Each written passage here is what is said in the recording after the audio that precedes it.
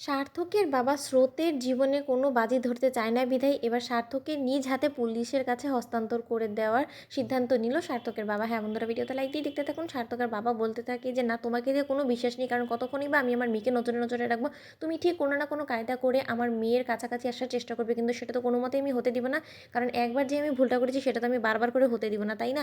আমি বরঞ্চ এক্ষুনি পুলিশ ডাকবার, পুলিশ এসে তোমাকে যাতে হাতে হাতকড়া পরিয়ে এক্ষুনি এখান থেকে টেনে হিঁচড়ে নিয়ে যায় আমি সেই ব্যবস্থাই করবো। কারণ তোমাকে আমি কোনো মতে আমার মেয়ের সংস্পর্শে বরদাস্ত করবো না, কারণ তুমি একটা অপরাধী, তুমি আজকে আমার মেয়ের এই অবস্থার জন্য দায়ী। তাই তোমাকে কোনো মতেই আমি মাফ করতে পারবো না। সার্থক, তুমি এক্ষুনি হয় আমার চোখের সামনে থেকে দূর হয়ে যাও, নয়তো বা আমি এক্ষুনি পুলিশ ডাকতে বাধ্য হবো। তুমি আমাকে একদম চটানোর চেষ্টা করো না। অন্যদিকে যখন বাড়ির সকলে মিলে স্রোতের কেবিনে ঢুকে পড়ে, ঠিক সেই সময় সার্থকের পিসিমণি বলতে থাকে যে দাদা কী হয়েছে, তুমি এরকম করে চিৎকার চেঁচামেচি করছো, বাইরে আওয়াজ আসছে বিধে আমরা ঢুকে পড়লাম, কী হয়েছে? অন্যদিকে রাই বলতে থাকে যে সার্থক তুমি এখানে কী করছো বলো তো? তোমাকে তো এক্ষুনি আঙ্কেল বললো বাইরে যে স্রোতের কাছাকাছি তোমাকে যাতে আঙ্কেল না দেখতে পায়, তাহা সত্ত্বেও তুমি এখানে কেন এসেছো বলো তো? তখন সার্থক বলতে থাকে যে দিদিভাই, আমি বুঝতে পারছি যে আপনারা সকলে মিলে আমার উপরে ভীষণ রাগ করেছেন, আসলে রাগ করাটাই স্বাভাবিক, কিন্তু তাই বলে আপনারা যদি আমার স্ত্রী থেকে আমাকে এরকম করে দূরে সরিয়ে দেন, তাহলে সেটা কি আদৌ আপনাদের মনে হয় যে আপনারা কোনো ভালো কাজ করছেন? এটা কি আমার প্রতি আপনাদের অন্যায় করা হচ্ছে না বলুন তো? তখন এই কথা বলা মাত্র সার্থকের বাবা বলতে থাকে যে জাস্ট শাট আপ, তোর লজ্জা করছে না এই কথাগুলো বলতে? কোথায় ছিল তোর এই চিন্তা ভাবনা যখন কিনা তুই মেয়েটাকে ছেড়ে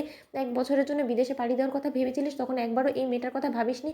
তখন তো একবারও ভাবিসনি এই জিনিসটা যে মেয়েটা একা এতটুকু বয়সে একটা বছর কি করে তোকে ছাড়া কাটাবে? কিন্তু কি তুই নিজের ক্যারিয়ারের পেছনে ছুটতে ছুটতে একদম মেয়েটার সাথে এমন নির্মমতা করেছিস যেটা তুই আসলে সব লিমিটকে ক্রস করে দিয়েছিস। তাই এখন এর জন্য তোর একটা মাত্রই শাস্তি পাওনা, সেটা হলো গিয়ে তোকে পুলিশের হাতে আমি নিজ হাতে তুলে দেবো। তাহলে অন্তত আমার মেয়ের সাথে হওয়া সকল অন্যায়ের আমি প্রতিশোধ নিতে পারবো তোর থেকে। অন্যদিকে কথা বলা মাত্রই সার্থকে পিসিমণি বলতে থাকে যে দাদা তোমার কি মাথা খারাপ হয়ে গেছে? তুমি কি ভুলে গিয়েছো যে ও তোমার নিজের সন্তান, আর তুমি তোমার নিজের সন্তানের সাথে এরকম আচরণ কী করে করতে পারো? দাদা তুমি ভুলে যেও না, ও কিন্তু স্রোতেরও হাজব্যান্ড। আর স্রোত যদি জ্ঞান ফেরার পর সার্থককে দেখতে চায় তখন কি হবে বলো তো?